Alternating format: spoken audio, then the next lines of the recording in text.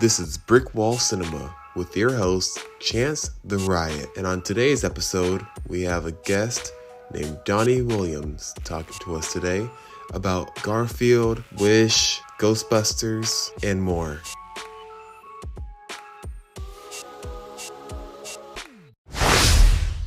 So, what do you think of the Garfield trailer, Donnie?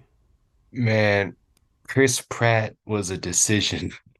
That was a choice. For one, I can say the animation is really good. Oh I can yeah, say for that. sure. Yeah.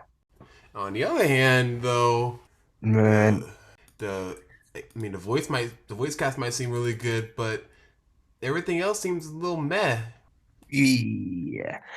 You guys, Uh the premise is kind of interesting. Garfield lore. His dad's like Garfield lore, yeah, his dad's like a hobo, I guess. I guess that's the word. I don't know. or stray. You Uh, could just say oh stray. yeah, so yeah, I forget the cats. Yeah, stray cat, yeah. Just a stray cat. A homeless cat. Almost cat. Yeah, but I like how they sort of sticking with the comic accurate look for the characters. I guess they're not gonna focus so much on John in this movie, which might be a little cool deviation. That like in the comics, it was always there'll be John and Garfield. Garfield will say, "You suck, John." He'll be like, "Yeah, you're right. You want some lasagna? Yeah, make it now." Basically, that was every comic strip panel I remember. And they had the movies come out, like the two live action movies come out in the early 2000s with Bill Murray as Garfield and the guy from Robot Chicken, Breckin Mayer, as John. And we both know how that turned out. A Yeah. shit show. Mm-hmm. Garfield in the cartoon also voiced him in the cartoon for Ghostbusters, and Bill Murray played the live action versions of both Garfield and Ghostbusters. When you say the cartoon version, you mean the Nickelodeon cartoon version? Not the Nickelodeon cartoon, I mean the 80s cartoon. Oh, okay. Speaking of Ghostbusters, our next trailer is for Ghostbusters Frozen Empire, which is a sequel to the smash hit Ghostbusters Afterlife. We watched that together, Donnie. That And was the one where they were in like that house with the field. yes. I barely remember that movie. And this one feels like it's taking a deviation towards it to make it more like a summer movie, which I heard this movie's supposed to come out around this time right now in December, but I guess due to the strikes and everything, they're still finishing filming. So, and also make more sense for it to come out in summer since it's like in the trailer, if you've seen it, it has a snowy cloud coming towards New York and killing people with the cold during the summer. The Yeah, irony. people And freezing in the streets and everything. exactly. And you know what's in New York, everybody? The Ghostbusters HQ. The firehouse, the car, the people, the old guys, the works. And I'm wondering how they're gonna bring in the kids from Afterlife into this. Like saying, "Oh, summer vacation, we're gonna go visit this old guy and my dead grandfather's job," or I don't know. I'm really curious to see where this goes because Ghostbusters, in my favor, is one of my favorite movies of all time, the original one. And have you seen the original, Donnie? I saw the first movie. All right, that's one of the best ones to look at. Mm. And so I have high hopes for this one. Yeah, I'm looking forward to seeing what the ghost looks like because we see the silhouette in the trailer. I'm intrigued. Exactly, me too. It looks like they're taking influence from the cartoon that came out back in the 90s and 80s.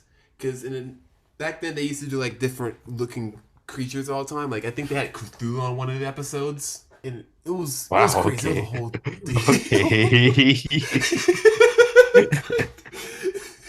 Ghostbusters exploring Eldritch horror. That sounds really cool actually. The animation looked really cool too. It was sort of remind me like they did a couple of years later with the Men in Black cartoon. They had a Men in Black cartoon after the success of the movie, and they sort of had like that cool like creature designs that they had for it. I'll show you after we're done recording.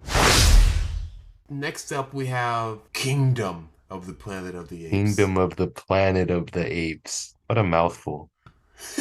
I hope we get more I hope of we the get more Planet of the Ape trailers. I mean, more movies so that we can get like crazier names like Dawn of the Kingdom of the Planet of the Ape. the return of the Jedi and the Star Wars and the comeback and the return of the dawn of the dial, the destiny of the kingdom of the planet of the crystal skull of the apes. Two. Ralph breaks the internet. So I haven't watched Planet of the Apes, but I know very vaguely what happens in the story. Yeah, Very vaguely, though. planets Yeah. full of apes. Pretty self-explanatory. I think that Yeah. easy to understand. Yeah, I'm a big fan of the past three movies that came out: Rise, Dawn, and War. I think it's one of the best trilogies of all time. And I am. Right. What about you, Donnie? I always thought Planet of the Apes was like an interesting premise because like I saw the trailer for the first movie. That was the one where they had the one clip I always like remember from the movie is when those guys give the chimp an AK-47 and then they Of course, that's the one scene you remember. That's like, yeah, that scene always sticks out in my head. It's just so funny to me. Look at the monkey with the gun. Oh no, the monkey with the gun is using the gun we gave him. No. But I I hear good things about the movies. Maybe this will be my excuse to finally watch that series. So you haven't seen any of the other movies besides the one with the gun? Nope. Oh my god. We're adding that to the list, Donnie. We're starting it now on camera, not recording.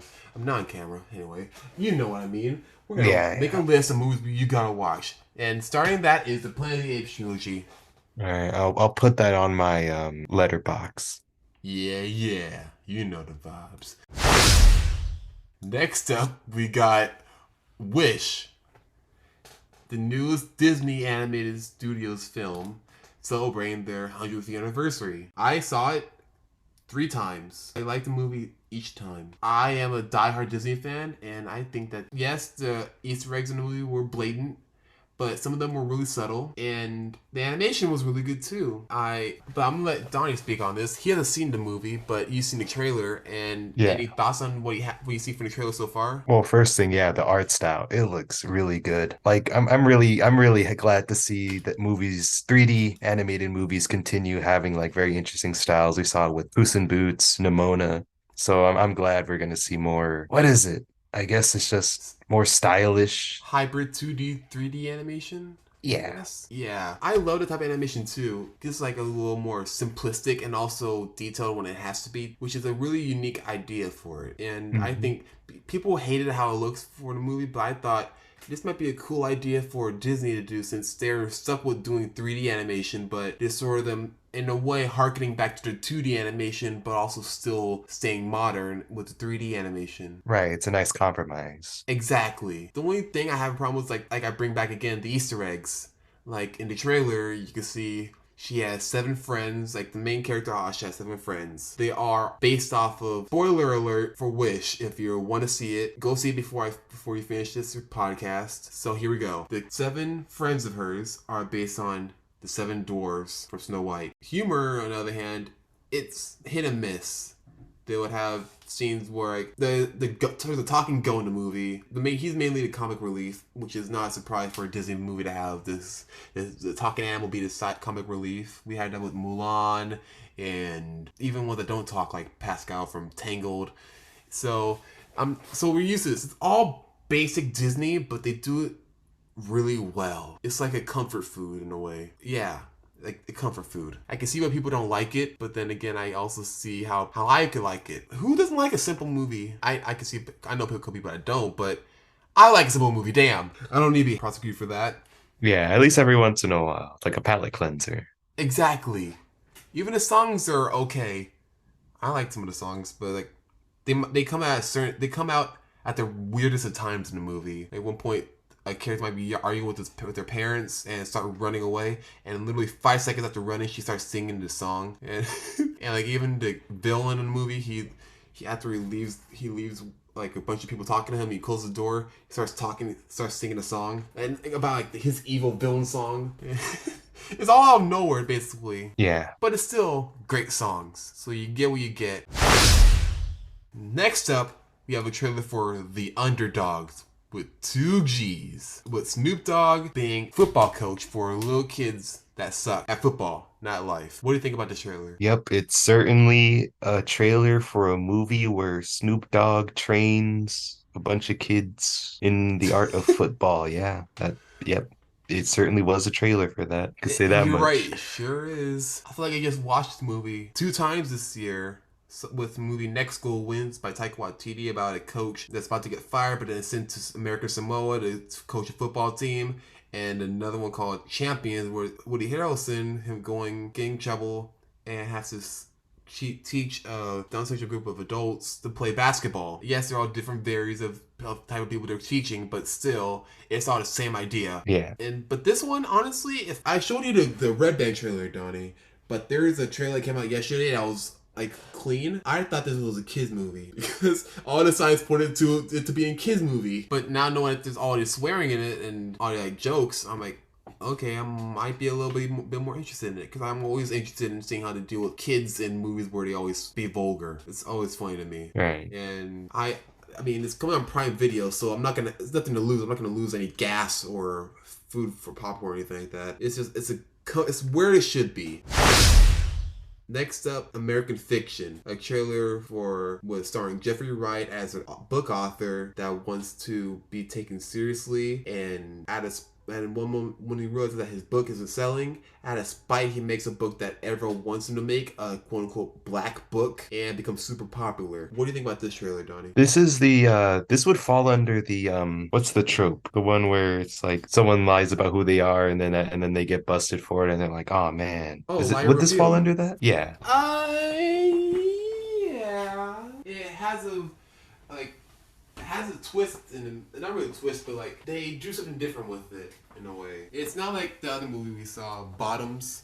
It's not like that, where like it was the whole like they already break up and everything like that. They don't have that in this, so it's a refresher seeing that. And so I saw this movie at a mystery movie night a couple days ago, and I loved it. I heard that there's Oscar buzz for this movie, and I'll completely believe it. And it's going to theaters on December 15th, so I'm gonna rewatch it again when it comes out. Oh, so you gotta watch it early. Yeah, I got to watch it early. AMC has this thing now where they have like show mystery movies where they don't tell you about what it is until you go to the movie. And I already knew it was gonna be this based off the trailers. It showed 2 MGM movies before it started. Of course, it's gonna be an MGM movie, and what other one's coming out besides The Boys in a Boat? And I don't really care about Boys in a Boat. I want to see American Fiction. So when they showed the logo, I'm like, oh yeah! And even the lady next to me was like, is this American Fiction? I'm like, yeah. I was like, oh great, good. I just have a sixth sense for these type of things. What do you want to go watch this movie, Donnie? I like the premise. I think I would like to watch this movie. Yeah. All right.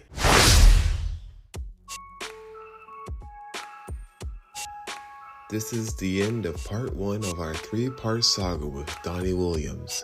Tune with us next week as we go into more depth about random things like The Grinch, why it sucks, and Illumination movies, and more to come. See you next time.